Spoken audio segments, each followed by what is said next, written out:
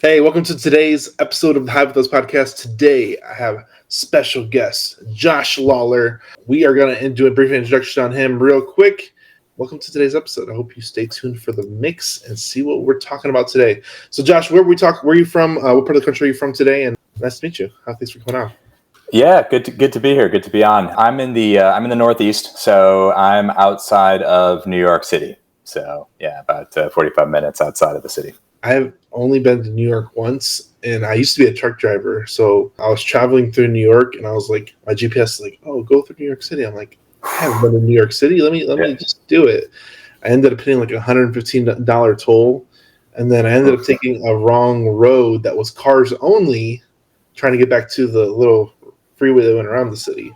Yeah, that was my experience with New York City.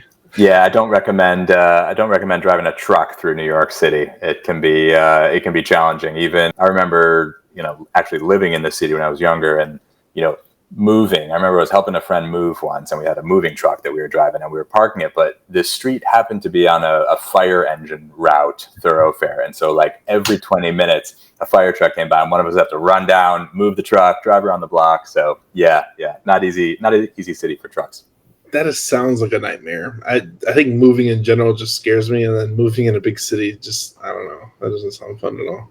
I think the no parking thing annoys me. Parking is challenging, and that's why we moved out years ago. So yep. That's funny. At least you're a little ways away from the city. You still get the advantage of the city, but you're not in the city. That's right. You just got to deal with the traffic whenever you want to go. Exactly. Let's talk about a little bit what you do. I want to start this interview because I think you have a very unique niche, and I love hearing stories and just different strategies about real estate. Just because there's so many like vast strategies, and I think that's one of the big reasons why I love podcasting in general. Anyways, because there's a million strategies out there, and I love talking to people that have their own unique strategies. So, can you tell people a little bit what you do and how you do it? Let's kind of jump into that. Yeah, sure. So, before we get into the kind of the real estate niche that I think we're going to be talking about more, I'll talk a little bit about my background in real estate. Yeah. So set the scene a little bit of context. So I think, like a lot of people who are sort of working kind of office jobs, sort of always looking for ways to get out, build up passive income, and of course kind of stumbled into real estate. The first experience in real estate was actually what I would call a long-term live-in flip. So, this is kind of going way back just after the financial crisis of 2008. So I wish I could take credit for being smart about buying at that time, but it was simply just we were having a baby and needed more space. It just, timing worked out. And so my wife and I, we bought a house, again, moved outside of the city, and we bought kind of the classic ugliest house on the block, right? Like this thing was a nice neighborhood, but kitchen was a time capsule to 1984. Very very dated, very old. We knew that we would do some work on it, try to add some value, but it took us a couple years. And speaking of trucks, by the way, so interesting story on this renovation. So after living there for a couple of years, we decided to do a gut renovation and addition. It was kind of a strangely configured in addition to the really old kitchen and kind of dated everything. And so I actually had a brother-in-law in Canada who worked in kind of condo development. So he had access to materials at better pricing than we could get. And so kind of budgets, we were sort of definitely looking at the bottom line in the budget. So we actually ended up ordering all of our kitchen cabinets and all of our hardwood flooring, sort of getting it through sort of at cost from my brother-in-law, which meant though that I would have to drive a big truck to bring everything down. And so definitely an interesting, you learn a lot about the sort of the manifests and the paperwork that you need to, kind of, you're essentially treated as like an importer to cross the border in a truck. But the benefit was I was able to go through the truck lane, which was super fast, and so I didn't have to wait at the border at all coming back. So, I don't know. Don't be afraid to go far afield for you might be where the better deal is, and you can kind of save there. This show is sponsored by HiveMind CRM. It is more than just a CRM.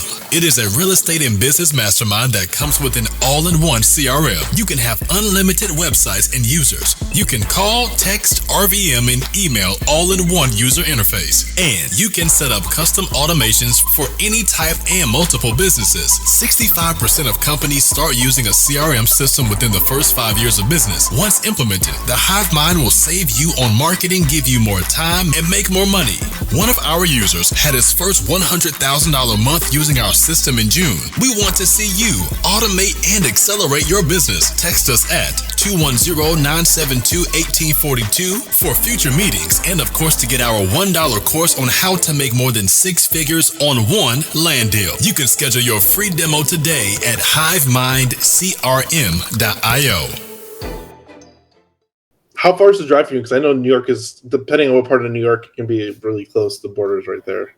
Yeah, well, I mean, because we're closer to New York City, and this is going up into the Toronto area, probably about normal, like in good conditions, about an 8-hour drive. So this was a lengthy drive, but we loaded the truck up and drove it back, and got a great deal on materials. So no, you got to be resourceful sometimes. So I credit you for that. And then I think a lot of people would be daunted. I don't want to cross the border. That sounds like a whole headache. Yeah. So anyway, did that. Ended up, we renovated, did an addition, lived in the house for another couple of years, and then that actually we created a lot of value when we did that gut renovation and addition. And so by doing that, we were able to create a lot of equity. Got a home equity line of credit, and that was actually what we used to start investing in single family rentals. And we actually started not locally near where we are, but instead we went down to the Southeast. So the Atlanta region, the Jacksonville, and this is now about 2016 or so. Okay. And picked up a few single family rentals. I was new. I was nervous about kind of like, making the wrong investment or losing money. But we actually worked through at the time it was a startup, it's a company called Roofstock, which is kind of a turnkey provider. Yeah. So, right? What's that? They're huge now, right? Roofstock? They've grown, but back then they were kind of just starting out. So we sort of took a chance with them. But what I liked was that they put together all of the due diligence and kind of sort of inspections, and it really kind of gave me more of a comfort level in terms of what I was investing in. And they connected us with, of course, property management that they had vetted, et cetera. And so, that was really the kind of the entry into. So we purchased long distance and kind of worked through a property manager. And it's funny, when we were first looking at these, my wife and I, we were kind of running the numbers and looking at the monthly cash flow and focused on that. But what's really benefited us over the years is just, the appreciation, and especially in these markets where, values have gone up quite a bit. All of those properties that we purchased have, more than doubled in price since we purchased them. So, kind of did the single family. We still have those. Along the way, we picked up some multifamily, some small, what I call small multifamily, 2 to 4 unit apartments in kind of a little bit closer to home. And again, just kind of trying different areas of real estate, seeing how they did. It's been interesting. Some have been more successful than others, right? And the cash flow is never as like it pencils out, when you're doing the math after you deal with repairs and maintenance and things like that. But like I said, the single family homes did pretty well, created a lot of equity again, and we're able to, we cash out, refied those a couple times actually. And we ended up then selling our primary home and actually moving and doing another kind of fixer-upper, just like we had done before. And that's in the current home that I'm in now.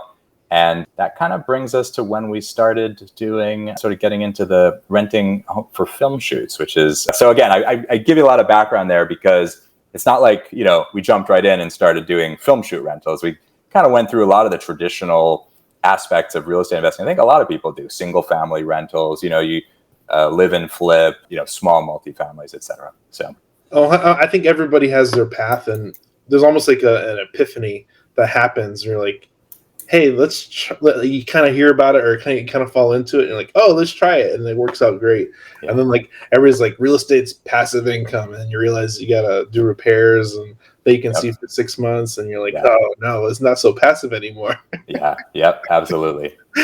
So film shoot rentals, like what was like the initial bug? Like, was it like somebody like dropped it on your lap? Like, hey, you should check this out. Or was it like one of those things where like, hey, let's try this thing. I don't know. Yeah. So someone had, we were talking to someone and someone sort of mentioned it, right? And just kind of like planted the seed that it was a thing, like we didn't even know it was a thing. And, we had just sort of renovated and rebuilt the current house. And so we figured, you know what, let's try this. Let's get some pictures taken and let's sort of try to see if we can figure this out.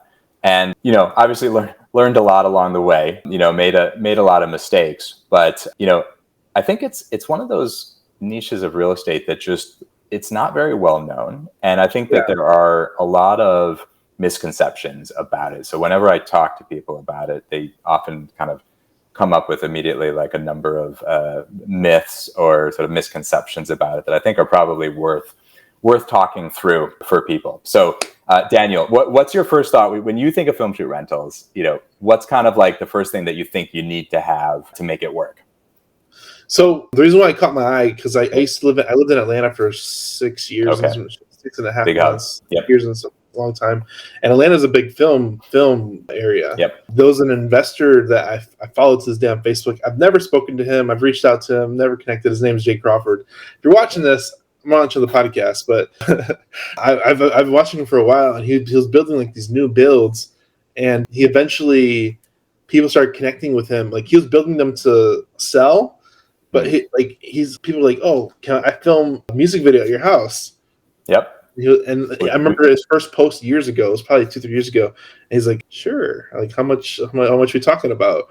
So he started posting his little journey of like people would ask him to like he had like 2 or 3 music videos filmed at his house, and then his videos came out and he was putting the video on and where his house was. So it was a really cool experience seeing his house on music videos.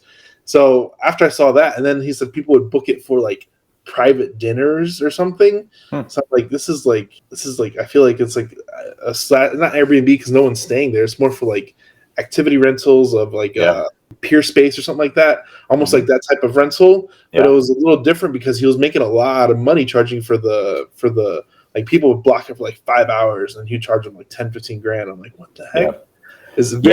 And it sounds like he's got a very nice house, but so you tell me I haven't seen it, but you said a couple things there that are worth, I think, diving into. So we've also done music videos. That's not my, kind of first recommendation, and we can get into that. But the other thing you said is and I thought you were going to bring up LA, but you brought up Atlanta, which is, like you said, is another kind of, it's actually a pretty big hub for the film industry. But one of the top misconceptions that people have when they hear film shoots is, oh, I've got to be near LA, right? Like I got to be near Hollywood. But when we say film shoots, and you kind of touched on it, right, with a few different things you talked about, music videos. You mentioned meetings, but what I would bring up is that most of the shoots that we do are commercial shoots. So when most people think of feature films and like these huge productions, but what we're really talking about is one day commercial shoots, either video or still photography. These are businesses, companies, startups that need to create content. And if you think about it, startups, businesses, any kind of companies, they exist all across the country and internationally, not to mention outside of the US as well. And everyone has a website that they need to keep up to date. Everyone has social media that they need to create content for. So there's a need for locations to film and create this content in all across the country, wherever there are businesses. So I think, the first myth is that you can do this anywhere. You don't have to be near a big city. You don't have to be near LA. And so I think that's kind of important to sort of something important to say. I think the other piece is, the next thing that people typically think about is they think, I need to live in an amazing house for this to work. I need to be on some like oceanfront mansion and look, sure, there are shoots that, look for that, and that's what they're looking for. But most shoots are, looking for, well, let me say this, every shoot has a unique requirement, and therefore sort of every location requirement is different. And, it may be worth sort of sharing. I learned this early on because we had an inquiry from it was an online platform that helped parents search for childcare for their kids. Think looking for a babysitter or a nanny or something like that. Okay. And they wanted to refresh their website content. And so they scheduled a scouting visit to come to check out the house. And the director came with the producer and a couple members of the crew, walked around, checked out the lighting. They said, okay, we've got a few other locations to look at. We'll give you a call in a couple of days.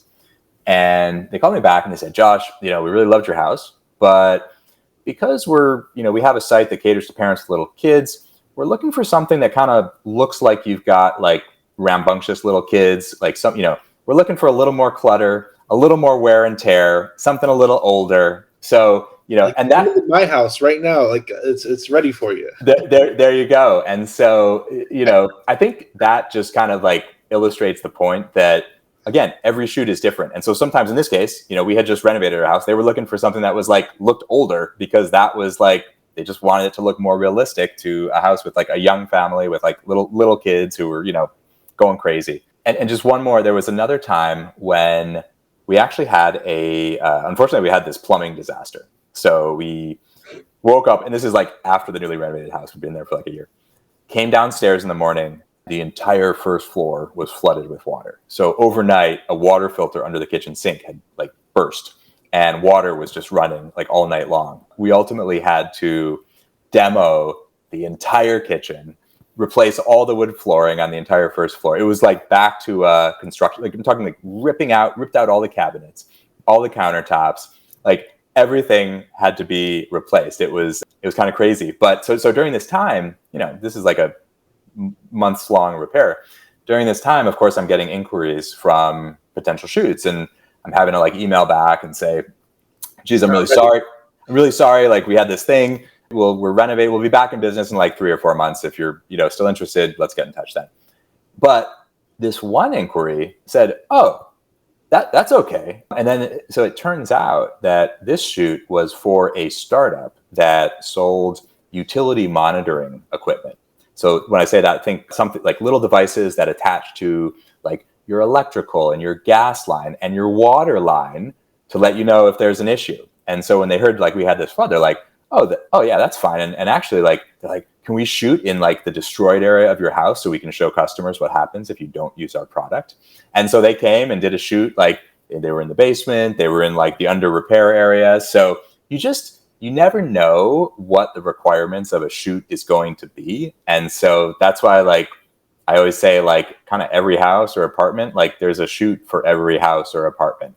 And don't worry that your house isn't some, like architectural digest like structure. In my head, I would have been like, yes, but I want a free sample.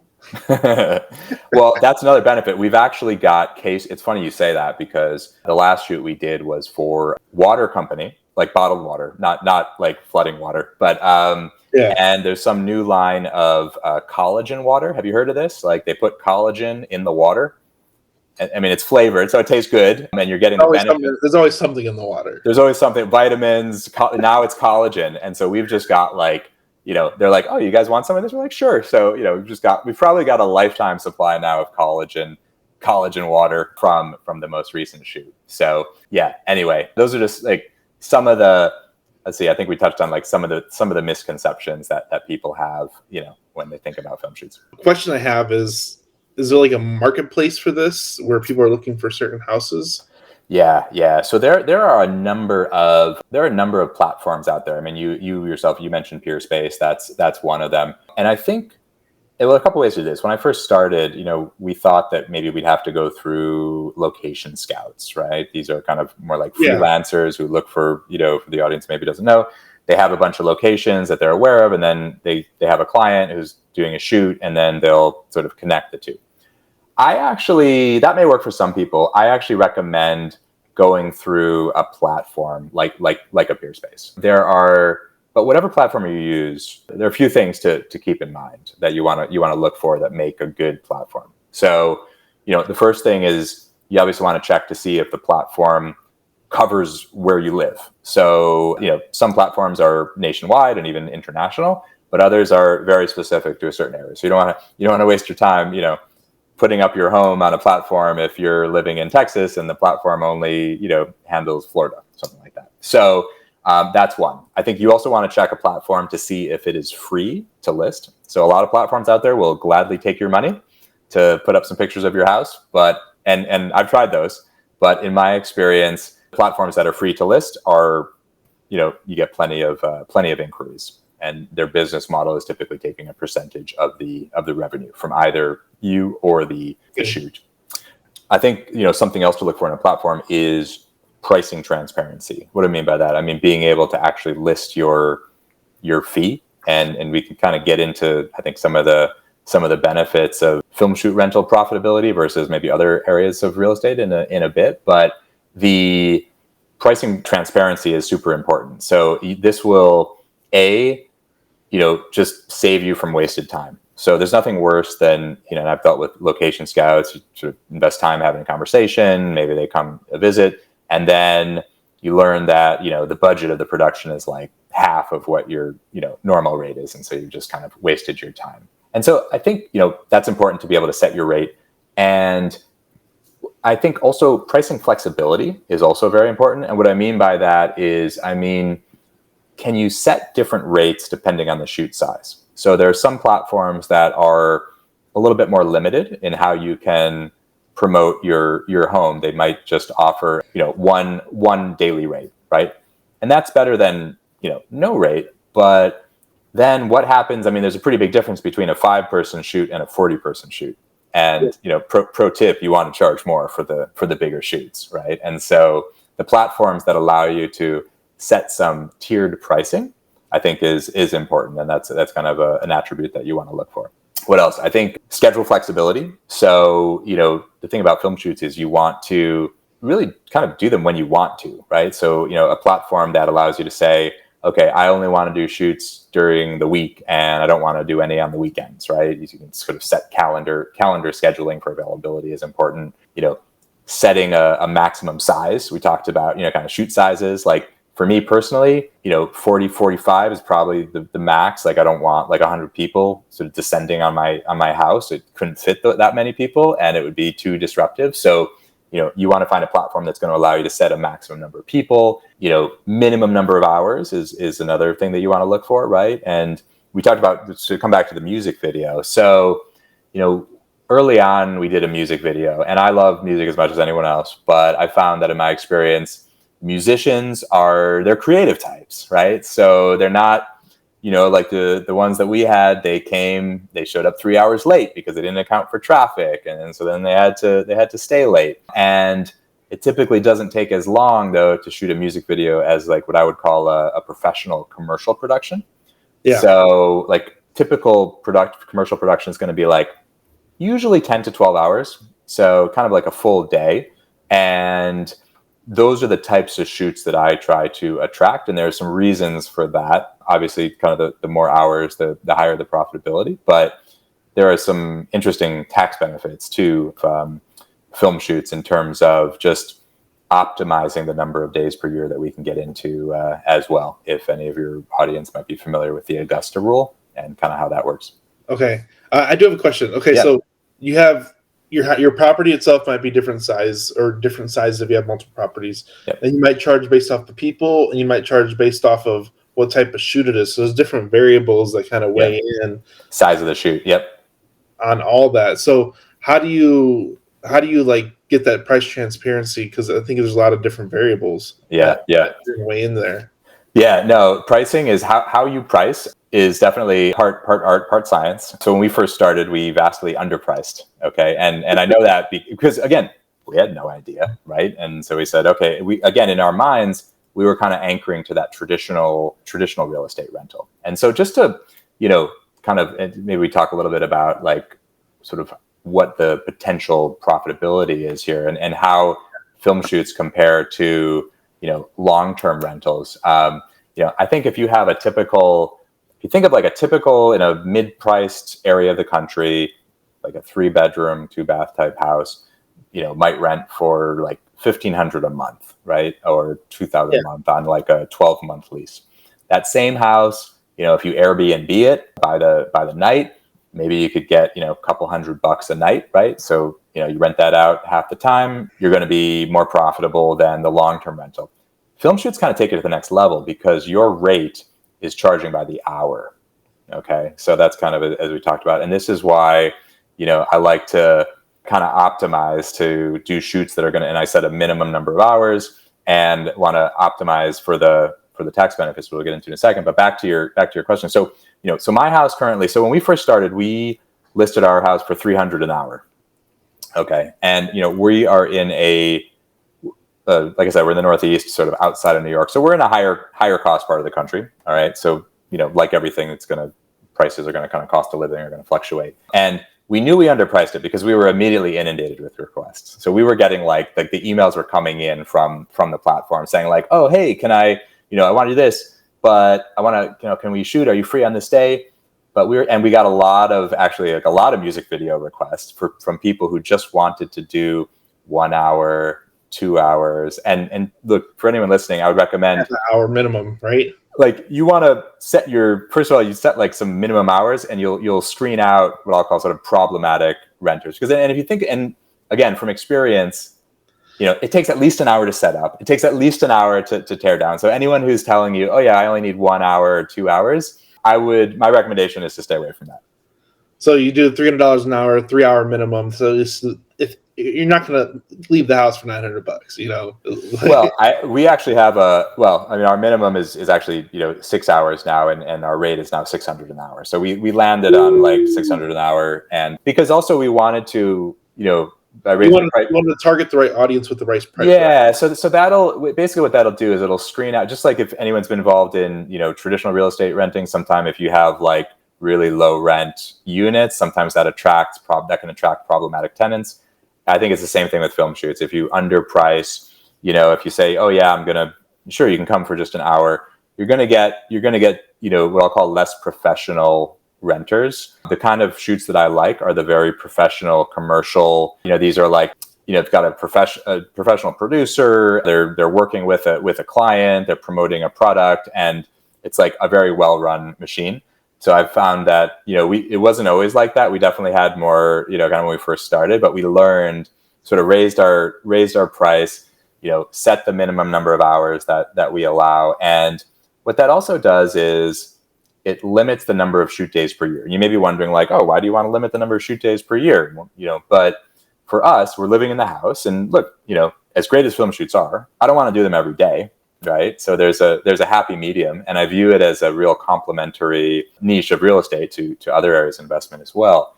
And there's something that, is called the Augusta rule for anyone not familiar with it. And and again, I'm not a tax professional, always consult your tax advisor, but the Augusta rule says that, and the history is I think maybe in the 70s or so, the Masters golf tournament in Augusta, Georgia, locals would rent out their homes to people visiting to come through the golf tournament. And they lobbied Congress to make a rule that said that they can rent for up to 2 weeks, 14 days, without paying any taxes on the income.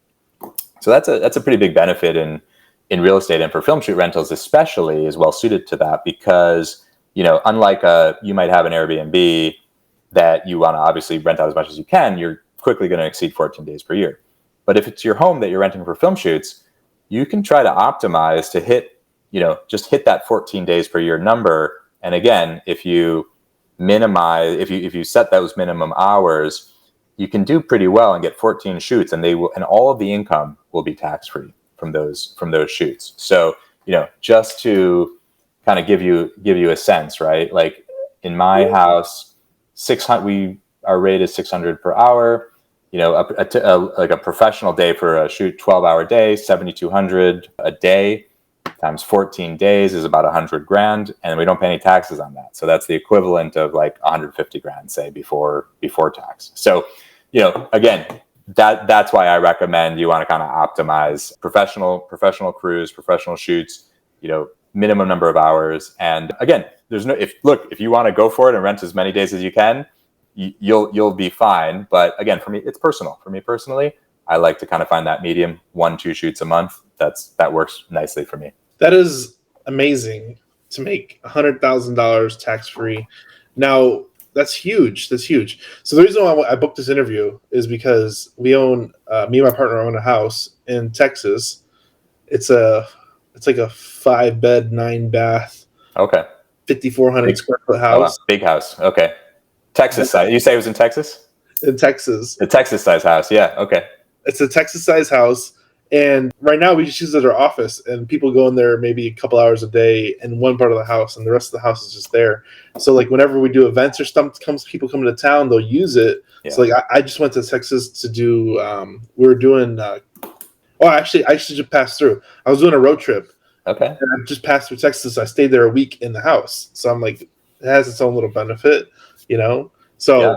We've been trying to find a way to monetize it, which is why I scheduled this interview, because you're doing the thing. Oh, this is perfect. And it's funny because there have been other podcast hosts who had like similar situations where they had something else and they're like, oh yeah, like we could be using this property for film shoot rentals. And that's actually perfect. I mean, not perfect, but I'll say it's almost even easier, because if you're not living there, if you're just using it for an office now, and by the way, another misconception that we didn't talk about before, you choose which areas of the house you're going to allow for film shoots. So, for me, a couple of areas of our house are off limits. One, my older daughter, right? Yeah. She just said, nope, sorry. And if you have a teenager, you can't argue. So we said, fine, okay, your room's off limits.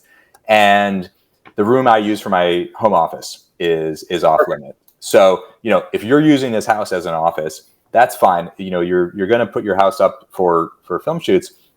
You just don't show any pictures of the rooms that are off limits, right? And that's fine. And by the way, when I first started, I had some preconceptions of like which areas that are like, ooh, our kitchen's nice, like that's what they're going to want to use. And I told the story of that utility monitoring company that shot in our unfinished basement. But we've had inquiries for like parts of the house that you just never would have thought of. So we had a roofing company that contacted us, and they just wanted to like take drone footage of our roof, right? Like nothing inside, like just the outside.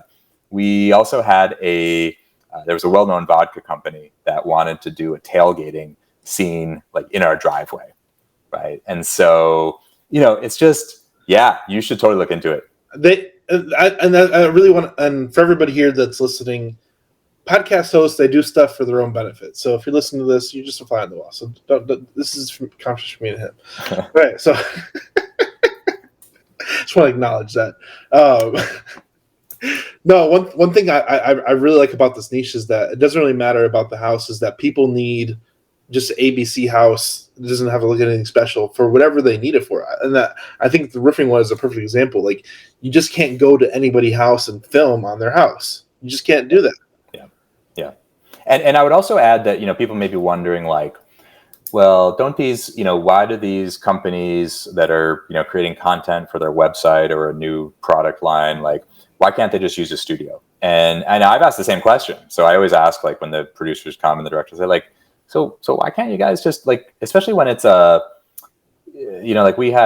for some reason, like our house attracts companies that create either like clothes or like products for like toddlers and babies. So we've had, a number of shoots for that. And I always ask them, like, why can't you guys just film this at a studio? And they said, there's something about a house that it just feels more real and authentic. So it's like, the angles, the windows, real lighting, real lighting, real windows, and then you can fake that, but it's a different aesthetic. And I think those creative directors, they understand that, so they'd rather put it as much as possible into the actual real thing if they have the opportunity to. Yeah. Not saying they can't do the studio, but creating a studio from A to Z is probably going to cost more than $7,000. Yeah. And I'll say too a couple of things. It's funny, when you were telling me about this house that you and your partner had, I thought you were going to go in a different direction. I thought you were going to say like you rent it out for Airbnb, because one of the things that like a lot of Airbnb investors are pretty fascinated by film shoot rentals. They've never heard of it, because if you think about your typical Airbnb, those are rented on the weekends, right? Long weekends when people want a getaway, right? Like a Friday to a Monday. But film shoot rentals, again, the professional ones, the approach that I teach in my course, is the ones that you want to attract are typically during the week. And so it's a really nice complement for, if you've got an Airbnb that you're renting out on the weekends, put it up for film shoots, and you can start to fill those vacancies during the week, Tuesday, Wednesday, Thursday, et cetera. So No, I like the strategy. Now, are you providing like anything else? You just pretty much like give them the location, you tell them the off limits. I'm sure like locked doors, or you kind of give them like a layout. Like I'm sure you have a packet when they come in, like, hey, these are off limits. These are like, you got to have some of those like processes even into your house. Yeah, no, absolutely. Let's talk about that. Let's talk about like rules and regulations. I'm sure you have a packet you give everybody that comes to the house. Yeah, so I definitely recommend, and I sort of teach this as well, that you wanna put together your house rules. That's definitely part of it, right? Like, you learn the hard way. So this music video that we did, they bought these, like the kind of flowers you buy at like a convenience store, like it's like really cheap, like they're dyed red, I think, and so they were like throwing these flower petals and they got all over the wood floor. It came out, but it was like, you learn to have like a no glitter rule, like stuff that's going to be hard to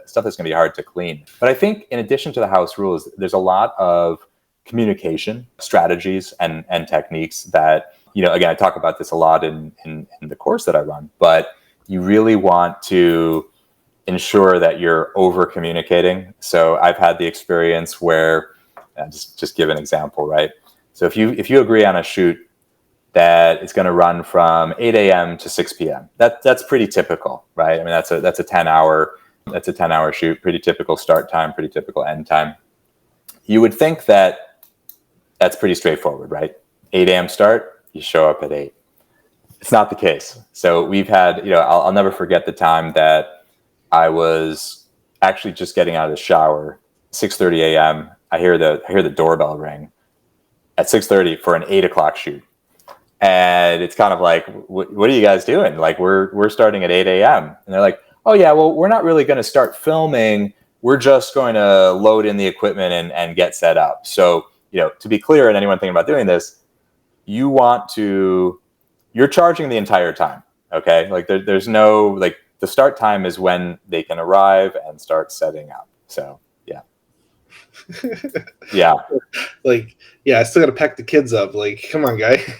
Exactly. So back to your question. Yeah, there are a lot of sort of templates that I follow, that I've developed in addition to the house rules, just to make sure that, and touch points kind of leading up to the shoot. So it really starts with kind of that first interaction.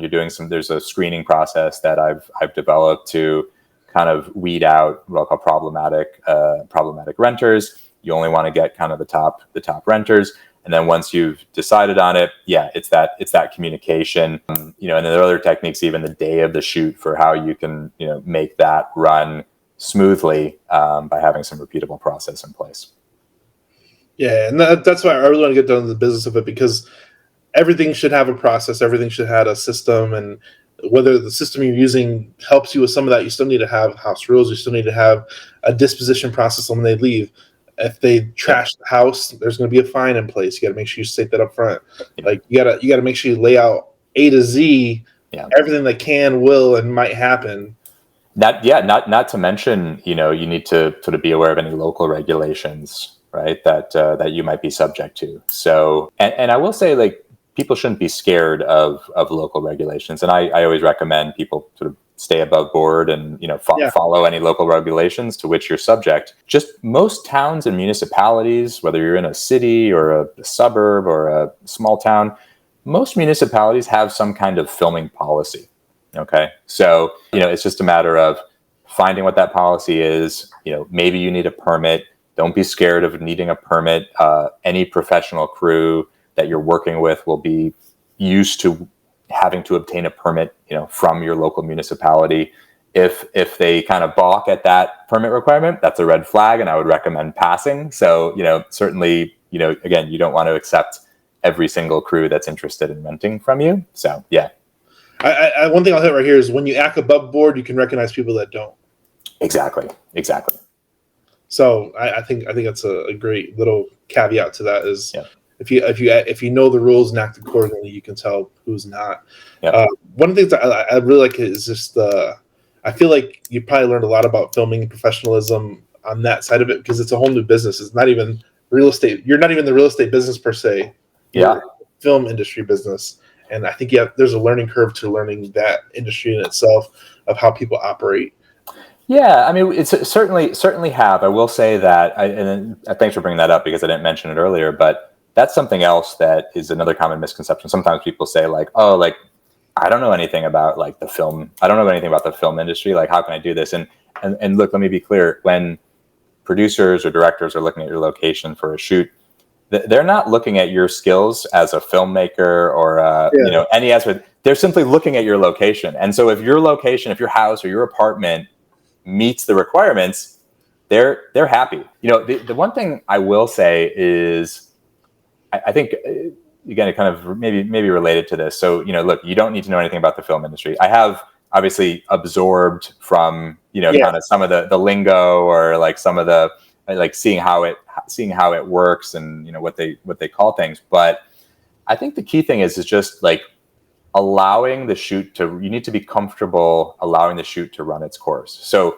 in the course that I teach, I actually interview a producer and we kind of have a discussion about how you can be a good host, like from the perspective of a producer. And it was interesting. And this woman, like, she's done shoots at my house before with her production company. And one of the things she said is, and the first thing she said is, ooh, I don't like what she called the lurkers. These are the people who are just like following her around and the crew. And not so much that she, doesn't mind it, but, they're maybe casting shadows or getting in the, kind of getting in the way of the shoot. So this is where proper screening comes in. So I get that some people might be nervous, maybe it's their first time, but if you screen a crew properly, screen the producer properly, assess that it's going to be a professional crew, you should be able to, let them in the morning, but then kind of retreat to, in my case, I retreat to my home office or, kind of wherever you're going to be, and just let the shoot run its course. You'll be in touch sort of periodically throughout the day, sort of check-ins, right, at different points. And this comes back to the kind of the communication strategies that I've talked about. But yeah, for the most part, you can, and I think that's actually a benefit, right? Like what I like about film shoots versus like, Airbnb is like, you don't have to vacate your house. You can remain in your house, which I think is a huge benefit. So, if people work from home, you can kind of work from your home office and there can be a shoot going on downstairs. Right. And like I said before, you define the spaces in your house that you allow. You don't want any shoots upstairs and you're fine. Those are off limit spaces. It is what it is. You make the rules, you set the parameters, you filter, and you connect. That's right. And facilitate. Ooh. What is a quote that is yours or somebody else's that you resonate with? Ooh, a quote.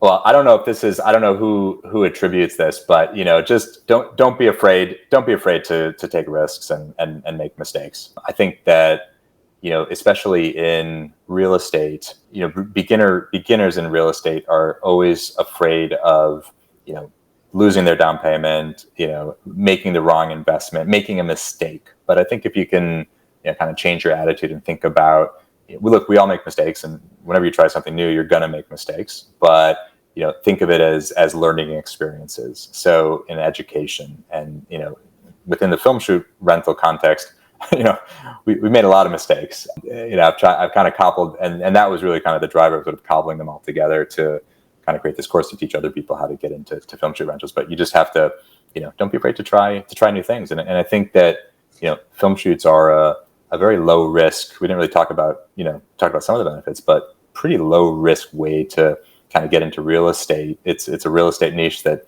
doesn't require a down payment, doesn't require any underwriting. You already have your asset, right? So yeah, it's a very low risk way to get into real estate. Where can people find you online? I think your website is very straightforward. Yeah, so filmshootrentals.com is the best place to go. I can be reached at josh@filmshootrentals.com. And yeah, that's the best place to go. Tell us about your course as well. What's covered in the course? Where can people find it? I'm sure it's filmshootrentals.com. Yep. Yeah. But what's covered in the course, the A to Z? Any questions? Does it come with education like that?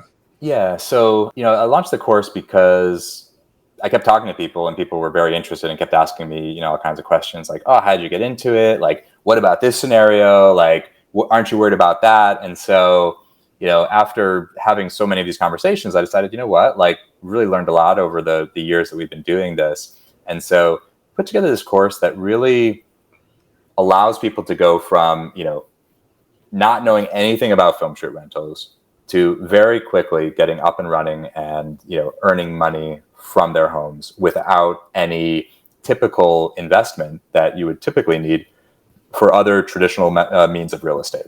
So the course really starts with, getting started. Okay. So how do I even get started in this niche? And then it gets into, your listing creation. How do you create a compelling listing? How do you market your location properly?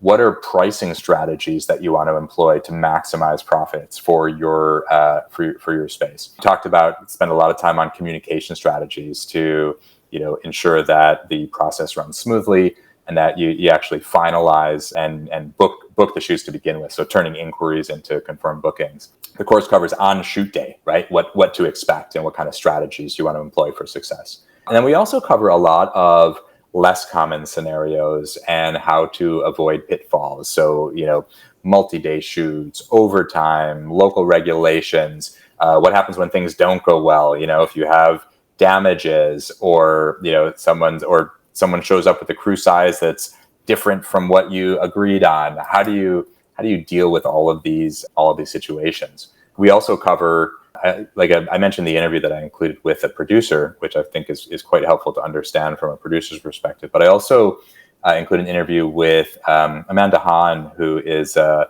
fairly well-known tax strategist and CPA. So she wrote a great book, Advanced Tax Strategies for the Savvy Real Estate Investor. And, we spent some time in an interview where we really deep dive into the tax benefits and nuances of film shoot rentals.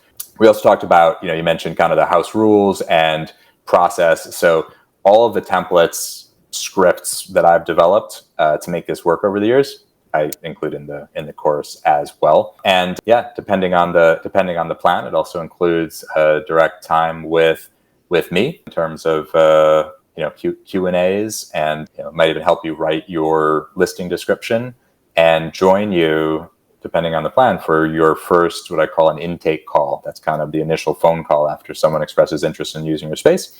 And so if someone needs a little bit more hand holding there, I'll jump on the call with them and that first one to help to kind of close and book the shoot. Amazing. For everybody here, go check it out. filmshootrentals.com. I'll put the link in the bio of the episode and on YouTube, so please go check it out. I appreciate your time, Josh. I think we're gonna put ours on and figure out how to get it going. I'm excited too because we've owned it for I think a year now. We still got it for a while, so it should be a good opportunity for everybody, and let's see what happens. Let's see what we can make happen. I don't know. Yeah, I want to hear about it. All right, thanks for coming on. We appreciate you coming on. If you like this episode, go like, subscribe, share with a friend. Check out his course, filmshootrentals.com, and we will see you in the next episode. Stay tuned. Bye, guys. Hey guys, we hope you're enjoying this content. If you have leads that you need to dispo anywhere in the country, please visit hivebc.io, like hivebuyersclub.io, and we'll help you move those deals that you need to get into the marketplace.